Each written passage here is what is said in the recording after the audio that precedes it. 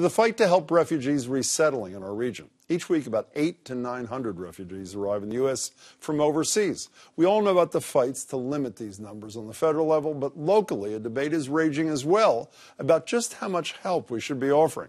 Stephanie Lydon has more, but first, a warning. This piece includes a really graphic image. Have you done this puzzle before? The way Jennifer Silverstone tells it, as a mom and part-time nurse, she was living in a bubble. And then one day I was on Facebook and I saw the picture of Elaine Curdy face down on the beach in Turkey. And he was 3 years old, and my bubble popped. The refugee crisis triggered a crisis of conscience. She volunteered at camps overseas and is now focused on the tiny number, less than 1%, of refugees who make it to the U.S. It should be like winning the lottery.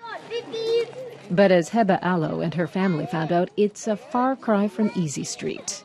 The Lowell apartment where they were placed last summer was infested with mice. A bathroom from the unit above leaked into a bedroom. And she talks about people fighting outside and how scared she was. Silverstone founded a nonprofit called Eyes on Refugees, focused on filling what she sees as a gap in the services refugees receive and what they deserve. And we bring them here, and we put them in squalor again.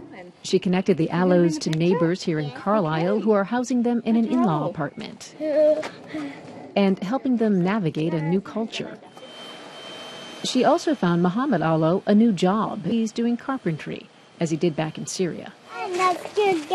It's a boutique approach, rallying volunteers to support one family at a time.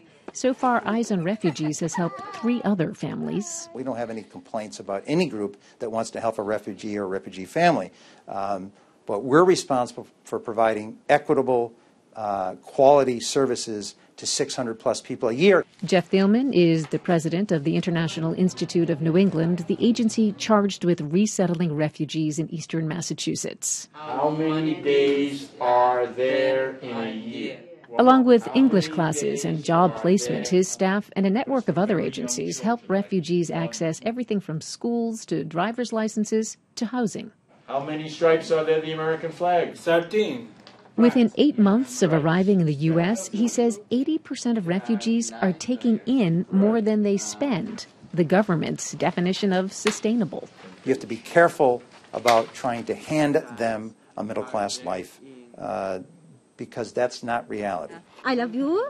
But in Carlisle, Donna Valancourt and her husband Sean Kavanaugh have become the Allos' extended family.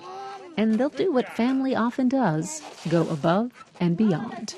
Our job is to help them become self-sufficient and to become successful. I said my goal is to see each one of those kids be at their college graduation.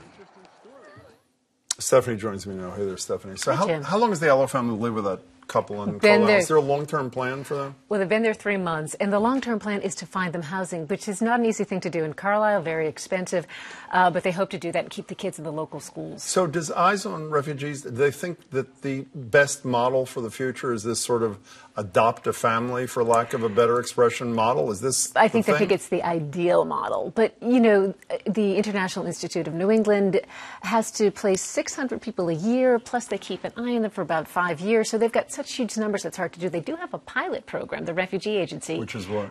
In Belmont, they're working with a church where some families are taking in refugees for a limited amount of time. So even though this travel ban has been held up in the court, obviously on the federal level, the Trump travel ban, what impact, if any, is that actually having on the number of refugees coming to the country? The number's been incredibly consistent here in eastern Massachusetts. Even with this? About 650, 625 a year.